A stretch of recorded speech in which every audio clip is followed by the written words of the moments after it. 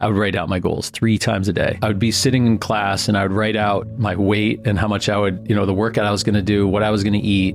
And then I'd write out all the things that I had to do that day. And imagine, like, it just put those things so deeply into my subconscious that I just started working toward those. And everything that I wrote down came true. I mean, I don't mean I didn't fail. The ability to bring those things into my life was unbelievably powerful. And then that was something that I have carried with me to this day. What was your level of self-belief when you were young, writing down those goals? Like, did you believe it to be true, or did you write it down and the process of writing it just kept you focused and you developed that belief over time? I 100% did not believe it was to be true at the beginning. All these tapes and all the things would say, write out your goals, write them in the present tense as though they've already happened. I am the #1 rower in the United States, when I'm a 135-pound novice freshman, but write it down in the present tense as though it's already happened, then write the things you're going to do to achieve it. They all kind of said the same thing.